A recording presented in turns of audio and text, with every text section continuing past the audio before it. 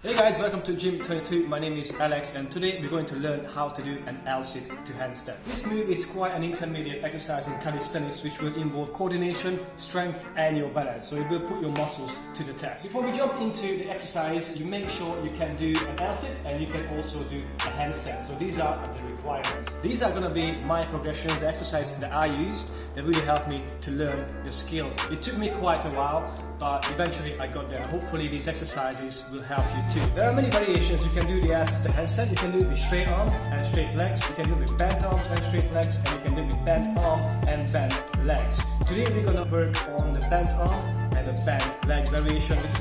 This is something that I find easiest to start with, and later on as you're getting stronger you're going to be able to do with straight arm or with straight legs. Okay, so first of all let me show you how I do my L-sit to handstand and then we're going to go through the progressions.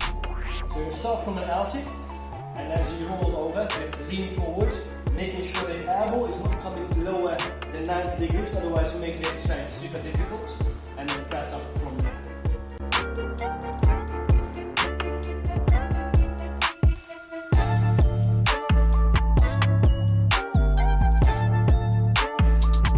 So that would be one of the hardest variations with the bent arm and straight legs.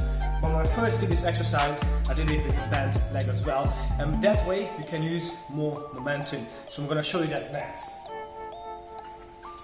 So same setup, but instead of keeping my leg straight, I'm going to use some momentum to come across that strength, maybe weakness I have.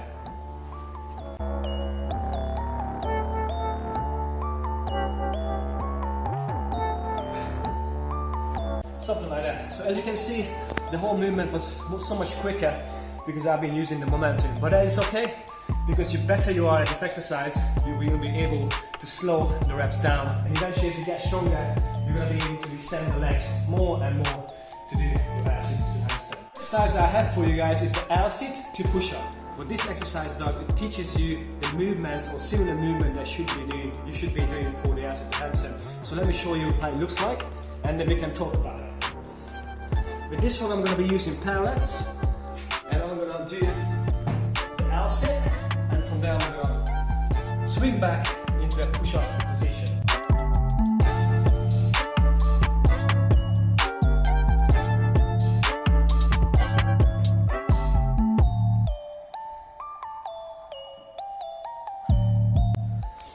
Cool.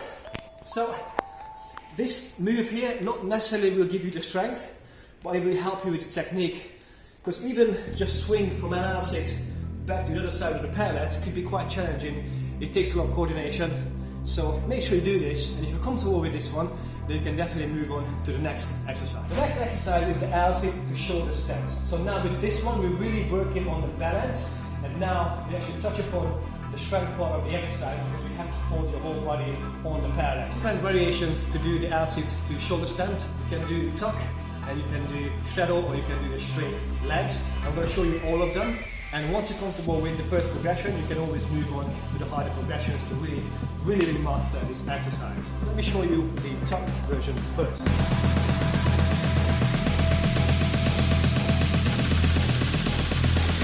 They love it when I turn up the bass.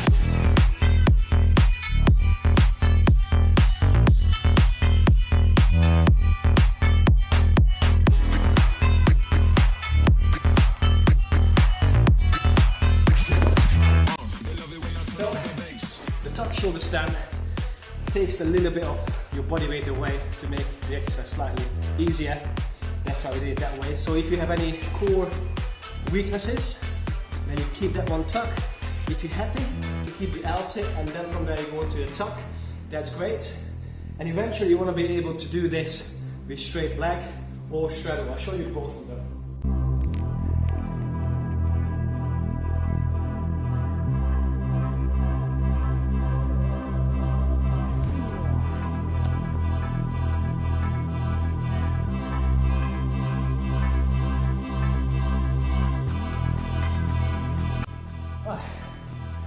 Quite hard, not gonna lie.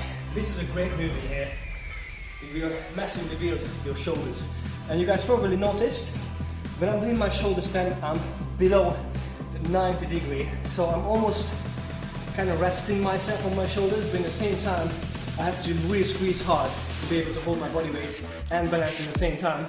So if you get stronger in this position, it will definitely help you the push-up portion of the L-sit to handstand. Okay, this next move is quite a hard one.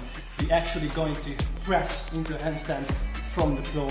Make sure your wrists are warm up and all your joints. For this move, we're not going to use the parallels, we're just going to do it on the floor and practice it that way. Get your hands into position as you would do, and I want you to first just lean forward and lift your legs up.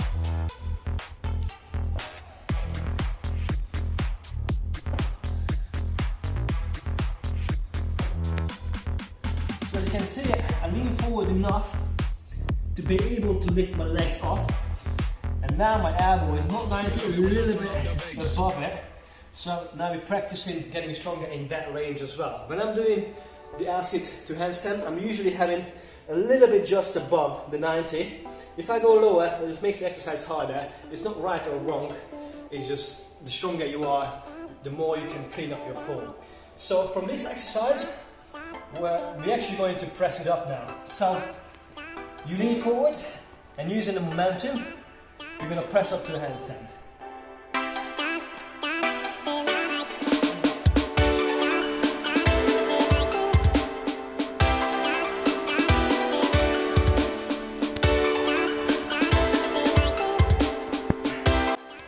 This one is quite difficult, I'm not going to lie, but you need it for the L-sit to handstand.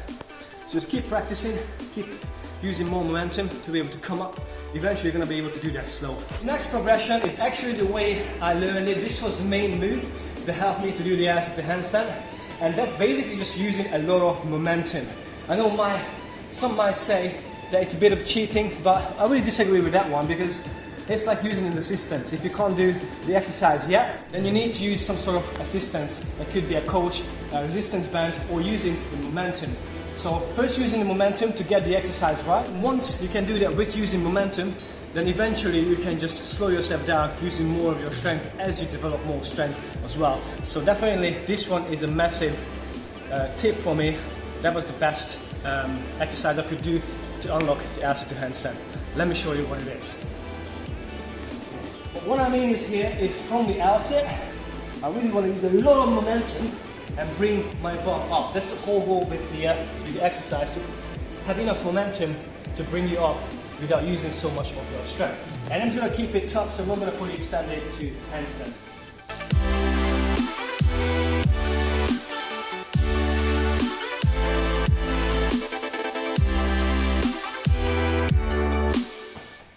So as you guys can see, the more momentum I'm using, the less I have to press into the handstand.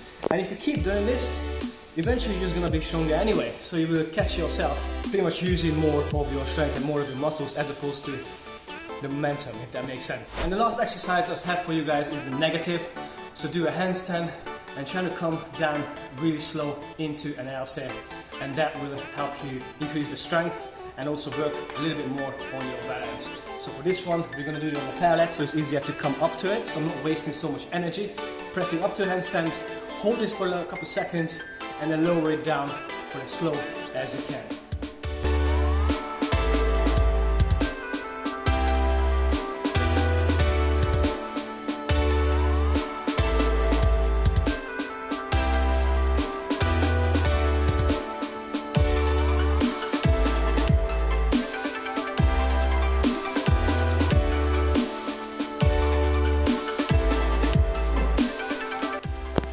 That's a hard one. So here are my 5 top exercises that help me to unlock the L-sit to handstand. And remember, once you get comfortable with this one, you can always increase the difficulty by extending one leg, 2 legs, straddle, extending both legs, and eventually do it with straight arm, which I'm still working on.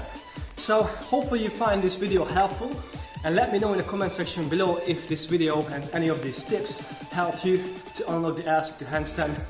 I think this is a really great exercise, one of my favorites at all times. I'm sure you want to learn it just as badly as I wanted to. So thanks so much for watching. See you guys in the next video.